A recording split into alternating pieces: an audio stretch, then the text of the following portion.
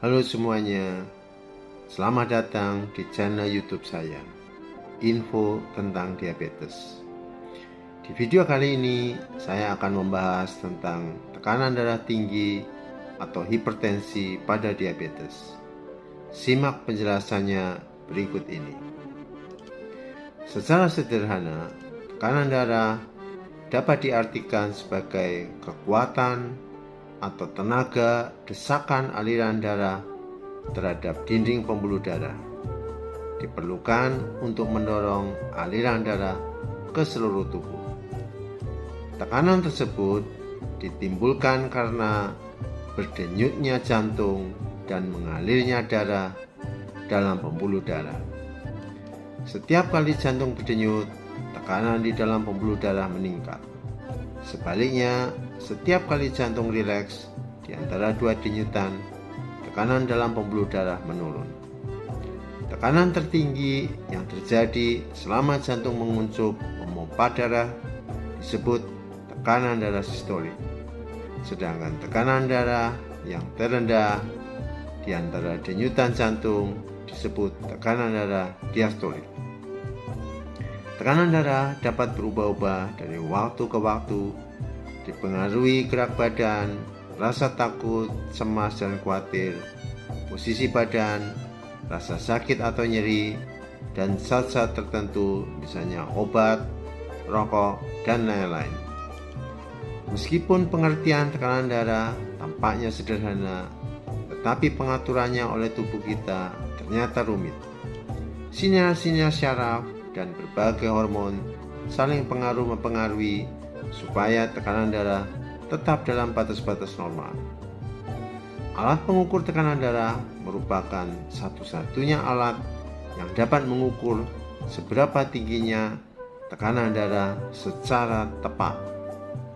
Tekanan darah yang optimal adalah kurang dari 120/80 mm air raksa. Apa yang dimaksud tekanan darah tinggi? Pada beberapa orang, kerja pengaturan tekanan darah mengalami kelainan. Pengaruh dari kelainan ini adalah berupa penyempitan pembuluh darah di seluruh tubuh secara menetap. Aliran darah jadi terhambat sehingga terjadilah tekanan darah yang tinggi pada pembuluh darah dan terus-menerus tetap tinggi, lebih tinggi dari normal. Timbullah tekanan darah yang tinggi atau hipertensi. Seseorang dinyatakan menyandang hipertensi bila tekanan darah sistoliknya lebih atau sama dengan 140 mm air raksa dan atau tekanan darah diastoliknya lebih atau sama dengan 90 mm air raksa. Pada diabetes tipe 1, tekanan darah tinggi berhubungan dengan terjadinya penyakit ginjal diabetes yang ditandai dengan ditemukannya zat protein dalam air kencing, tekanan darah tinggi, dan penurunan fungsi ginjal. Banyak sedikitnya protein dalam air kencing berhubungan langsung dengan tingginya tekanan darah. Timbulnya tekanan darah yang tinggi pada diabetes tipe 2 sering dikaitkan dengan kelainan atau penyakit metabolisme yang terdiri dari kelebihan lemak darah, baik kolesterol atau trigliserid, kelebihan berat badan atau kegemukan, prediabetes atau diabetes, dan tekanan darah tinggi.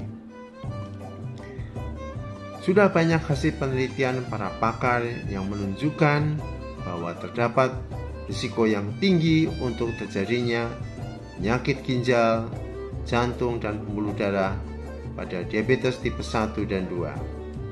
Selain daripada itu, kenyataan menunjukkan adanya hubungan yang erat antara kecepatan perburukan kebocoran ginjal yang ditandai dengan ditemukannya protein dalam air kencing dengan tingginya tekanan darah.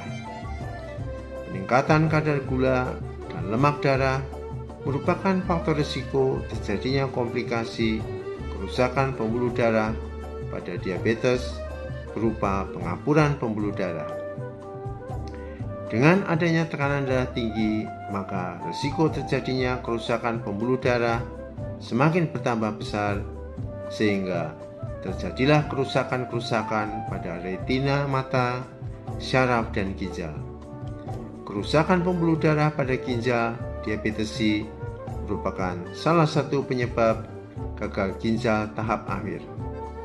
Oleh karena itu, kombinasi antara diabetes dan tekanan darah tinggi akan meningkatkan risiko terjadinya gagal ginjal dan penyakit jantung pembuluh darah. Diabetes adalah faktor risiko jantung pembuluh darah yang keberadaannya disetarakan dengan kerusakan alat-alat tubuh.